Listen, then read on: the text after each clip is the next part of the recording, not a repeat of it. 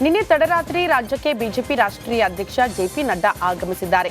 High command ನಾಯಕರಿಗೆ ರಾಜ್ಯ ನಾಯಕರಾದ ಆರ್ ಅಶೋಕ್, ಬಿವೈ ವಿಜೇಂದ್ರ, ಚಲವಾದಿ ನಾರಾಯಣಸ್ವಾಮಿ ಸೇರಿ ಹಲವು ನಾಯಕರು ಸ್ವಾಗತ ಮಾಡಿಕೊಂಡರು. ಇದೇ ವೇಳೆ ಏರ್ಪೋರ್ಟ್ನಲ್ಲಿ ಕೆಲಕಾಲ ನಾಯಕರೊಂದಿಗೆ ಚರ್ಚೆ ಕೂಡ ನಡೆಸಿದ್ರು. ಇಂದು ಬೆಳಗ್ಗೆ 11:30ಕ್ಕೆ ನಿಮಾನ್ಸ್ ಸುವರ್ಣ ಮಹೋತ್ಸವದ ಬಳಿಕ ಮೈಸೂರು ರಸ್ತೆಯಲ್ಲಿರುವ ಗ್ಲೋಬಲ್ ವಿಲೇಜ್ನಲ್ಲಿ ವ್ಯಾಸ ವಿಶ್ವವಿದ್ಯಾಲಯದ ಕಾರ್ಯಕ್ರಮದಲ್ಲೂ ಕೂಡ ಅವರು ಭಾಗಿಯಾಗಲಿದ್ದಾರೆ.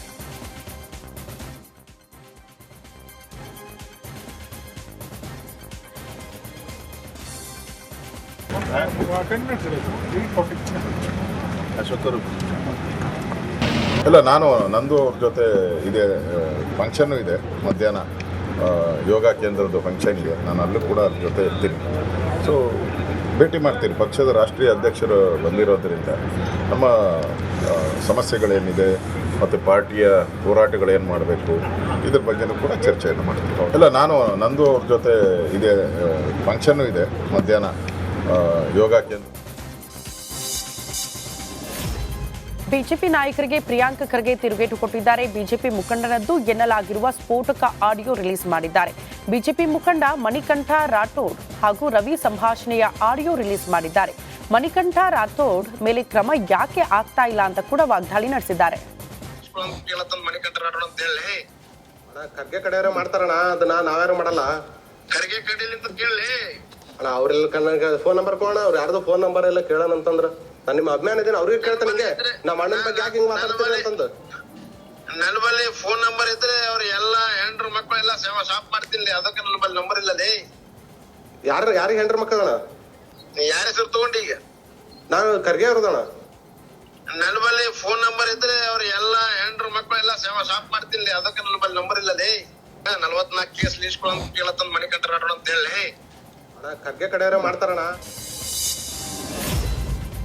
ಕಾಂಗ್ರೆಸ್ ಬಿಜೆಪಿ ನಡುವೆ ಸೂಸೈಡ್ ರಾಜಕೀಯ ಜೋರಾಗ್ಬಿಟ್ಟಿದೆ. ಕೇಸರಿ ನಾಯಕರಿಗೆ ಪ್ರಿಯಾಂಕ್ ಖರ್ಗೆ ಟಕ್ಕರ್ ಕೊಟ್ಟಿದ್ದಾರೆ.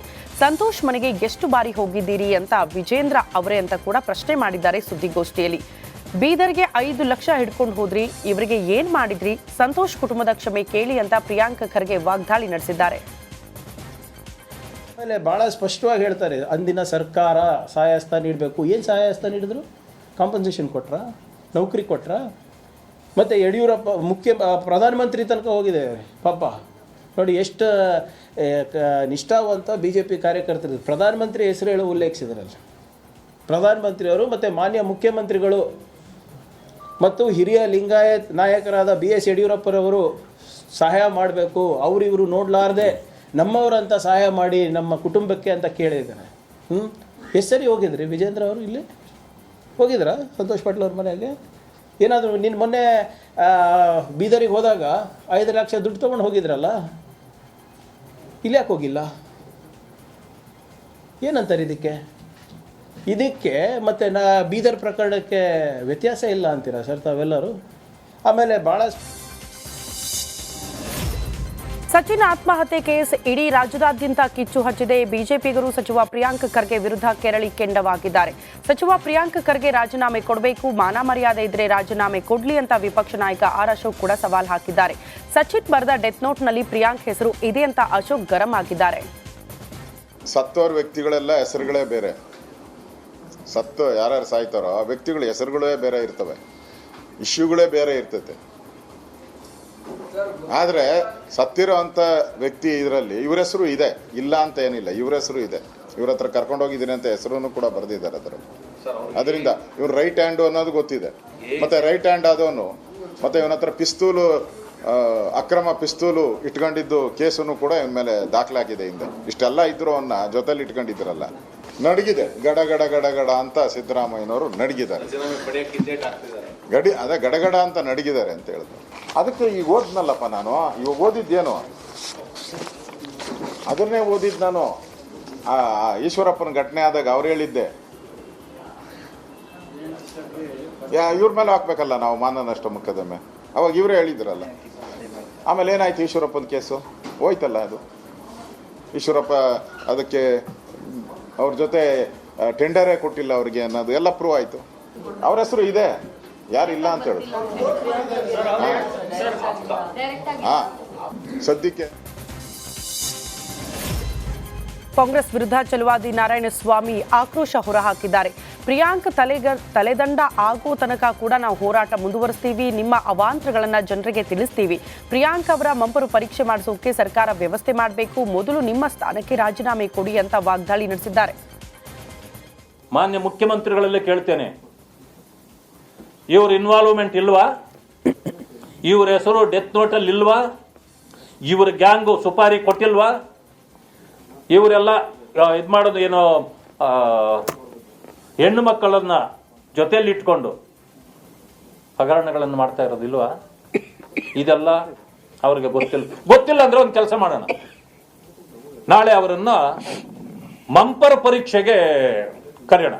ಪ್ರಿಯಾಂಕಾ ಖರ್ಗೆ ಅವರ ಮಂಪರ ಪರೀಕ್ಷೆ ಮಾಡಿಸ್ಲಿಕ್ಕೆ ಸರ್ಕಾರ ವ್ಯವಸ್ಥೆ ಮಾಡಿ. ಮಂಪರ ಪರೀಕ್ಷೆ ಮಾಡಿದ್ರೆ ಎಲ್ಲ ಬಂದ್ಬಿಡ್ತದೆ. ನಾನು ಮಾನ್ಯ ಮುಖ್ಯಮಂತ್ರಿಗಳಲ್ಲೇ ಕೇಳ್ತೇನೆ, ಇವ್ರ ಇನ್ವಾಲ್ವ್ಮೆಂಟ್ ಇಲ್ವಾ? ಇವ್ರ ಹೆಸರು ಡೆತ್ ನೋಟಲ್ಲಿ ಇಲ್ವಾ? ಇವ್ರ ಗ್ಯಾಂಗು ಸುಪಾರಿ ಕೊಟ್ಟಿಲ್ವಾ? ಇವರೆಲ್ಲ ಇದು ಮಾಡೋದು ಏನೋ ಹೆಣ್ಣು ಮಕ್ಕಳನ್ನ ಜೊತೆಯಲ್ಲಿ ಇಟ್ಕೊಂಡು ಹಗರಣಗಳನ್ನು ಮಾಡ್ತಾ ಇರೋದಿಲ್ವಾ? ಇದೆಲ್ಲ ಅವ್ರಿಗೆ ಗೊತ್ತಿಲ್ಲ ಅಂದ್ರೆ ಒಂದು ಕೆಲಸ ಮಾಡಿ. ಕ್ಯಾಪ್ಟನ್ ಅರ್ಜುನ್ನ ಕೊಂದಿದ್ದು ಯಾರು? ಅವ್ರ ನರೇಟಿವ್ ಎಲ್ಲಿ ತಂದಿಟ್ಟಿದ್ದಾರೆ ಅಂತಂದ್ರೆ ಸಂಪತ್ತನ್ನ ಹಂಚಿಬಿಡೋದು ಅಂತ. ಇದು ಸ್ಟುಡಿಯೋ ಟಿಪ್ಪು ಜಯಂತಿ ಮಾಡಕ್ಕೆ ಅವ್ರಿಗೆ ಖಂಡಿಸಿದ್ರು. Very nice. ಯಾರು ತಪ್ಪು ಮಾಡಿರೋದಿಲ್ಲಿ? ಓಲೈಕೆ ಹೇಳಿಕೆ ಇದು ಅಂತ ಹೇಳಿ ಯಾಕೆ ಪರಿಗಣಿಸಬಾರದು? ಕಿಚ್ಚಕ್ಕಲ್ಲ ಇದು ವೇದಿಕೆ. ಇದು ಫೋಟೋ ಎಲ್ರಿಗೂ ಒಂದು ಟೈಮ್ ನಿಮ್ಮ ಸಮಯ ಮುಗಿದಿದೆ. ಅವ್ರು ಹೇಳಕ್ಕಿಂತ ಮುಂಚೆನೆ ಹೇಗೆ ಪ್ರತಾಪ್ ಸಿಂಹ ಪಾಸ್ ಕೊಟ್ಟಿದಂತ ಆಗ್ಲಿ ಡಿಕ್ಲೇರ್ ಆಗೋಗಿತ್ತು ಅಂತ ನನಗೊಂದು ಡೌಟ್ ಬಂತು. ಅರೆ ಯಾರು ಸಾಕು ನಿಲ್ಸ್ರಿ, ಸಾಕು ನಿಲ್ಸಿ. ಕೆಟ್ಟ ಪದ ಬಳಕೆ ಕಾಂಪಿಟೇಷನ್ ಇಟ್ಟಿಲ್ಲ ನಾವಿಲ್ಲಿ.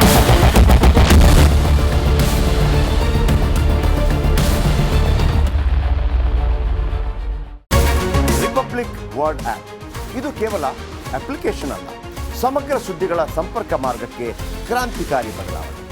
ರಿಪಬ್ಲಿಕ್ ವರ್ಡ್ ಆಪ್ ಕೇವಲ ಸುದ್ದಿ ಅಪ್ಲಿಕೇಶನ್ ಪರಿಚಯಿಸ್ತಾ ಇಲ್ಲ, ಬದಲಾಗಿ ಡಿಜಿಟಲ್ ಸುದ್ದಿ ಬಳಕೆಯ ಹೊಸ ಯುಗಕ್ಕೆ ನಾಂದಿ ಹಾಡ್ತಾ ಇದೆ. ಇದೊಂದು ಬ್ರೇಕಿಂಗ್ ನ್ಯೂಸ್, ಪ್ರಭಾವಶಾಲಿ ಕಾರ್ಯಕ್ರಮಗಳಿಗೆ ಗಟ್ಟಿಯಾದ ನ್ಯೂಸ್. ಇಲ್ಲಿ ಕೇವಲ ತಾಜಾ ಸುದ್ದಿ, ಅದರ ನೇರ ಪ್ರಸಾರ ಮತ್ತು ಚರ್ಚೆಗಳಿಗೆ ಮಾತ್ರ ಅವಕಾಶ. ರಿಪಬ್ಲಿಕ್ ವರ್ಲ್ಡ್ ಆಪ್ ಡೌನ್ಲೋಡ್ ಮಾಡಿಕೊಳ್ಳಿ. ಗೂಗಲ್ ಪ್ಲೇಸ್ಟೋರ್ ಮತ್ತು ಆಪಲ್ ಆಪ್ ಸ್ಟೋರ್ನಲ್ಲಿ ಲಭ್ಯವಿದೆ. ನಮಸ್ಕಾರ, ಕರ್ನಾಟಕ ಪ್ರೈಮ್ ಟೈಮ್ಗೆ ಸ್ವಾಗತ. ನಾನು ಜಯಪ್ರಕಾಶ್ ಶೆಟ್ಟಿ. ಇಡೀ ಕರುನಾಡು ಇವತ್ತು ರೆಬೆಲ್ ಆಗಿ ನಿಂತಿದೆ. ಈ ಹಗರಣಗಳನ್ನು ಸದನದಲ್ಲಿ ಪ್ರಸ್ತಾಪ ಮಾಡಲು ಕೂಡ ಕಾಂಗ್ರೆಸ್ ಹಿಂದೇಟು ಹಾಕಿದ್ದೇಕೆ?